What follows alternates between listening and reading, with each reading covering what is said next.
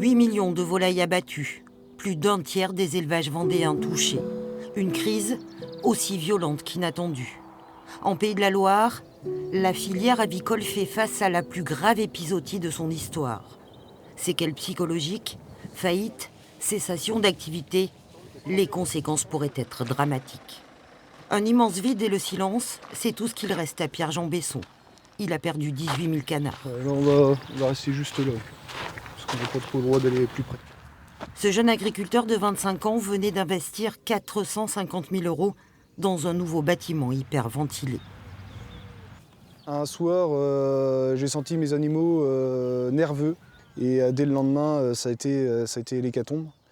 Et en l'espace de 4-5 jours, on peut perdre jusqu'à 80% de sa production de volailles.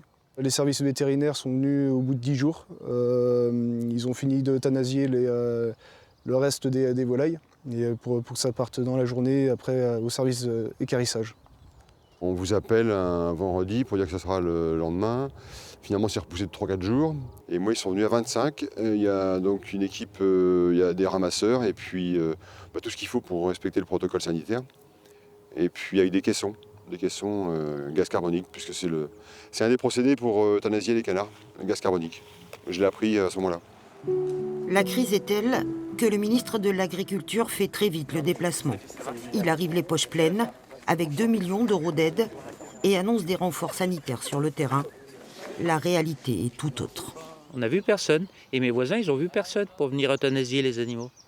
Ça s'est passé comment alors chez vous? Qui est-ce qui a abattu les bêtes? Qui a abattu les bêtes? Mais après, vous le couperez pas. Vous ferez ce que vous voudrez. On a coupé la ventilation. Moi, je voulais absolument pas le faire. Les voisins, c'est ce qu'ils avaient fait. Il n'y a pas d'autre solution. Puisque les services de l'État ne sont pas en mesure de venir faire l'euthanasie, les vétérinaires nous ont dit, en off, vous coupez la ventilation et vous laissez mourir toute une nuit vos animaux. C'est nous qui sommes en train de faire le sale boulot entre paysans. On va demander nos voisins pour venir ramasser les volailles. On va chez les voisins pour ramasser les volailles qui sont mortes, qui sont décomposées. Vous croyez que nous, c'est notre métier de faire ça? Et puis que ça va pas psychologiquement atteindre beaucoup de gens. Élevage, abattage, commercialisation, toute la chaîne de production est touchée. La volaille pèse 1 milliard d'euros pour la coopérative Terrena, inchiffrable pour l'instant.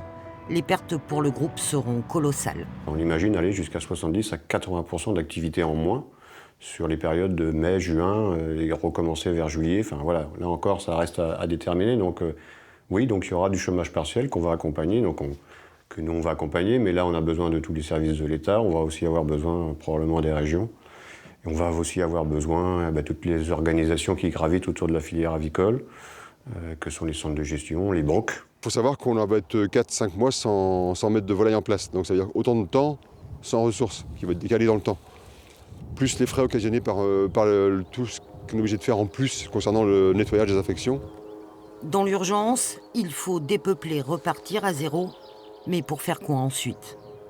Il serait peut-être temps d'ouvrir les yeux sur différents systèmes, sur des petits systèmes. Nous, ça fait 10 ans qu'on travaille, moi et ma chérie, sur une toute petite structure. On en vit bien correctement, on est content de faire ce qu'on fait. Ça fonctionne bien. On n'a pas investi énormément et puis on s'en sort bien. 10 ans après, on est toujours là. On vend tout en direct et ça fonctionne. Donc je vois pas pourquoi ça fonctionnerait pas pour les autres, quoi. Il faut qu'on se mette dans la tête qu'on gère du vivant. Donc il va y avoir des épisodes sanitaires qui vont arriver. L'enjeu, c'est d'arriver à les gérer, qu'on interroge le modèle et qu'on se dise on ne redémarre pas dans les mêmes conditions parce que sinon ça va être bis repetita. Si ce n'est pas l'année prochaine, ce sera dans 2 ans. Dans ce contexte inédit, 30% des élevages du territoire pourraient être condamnés. Ceux qui se relèveront misent désormais sur un vaccin, toujours pas au point.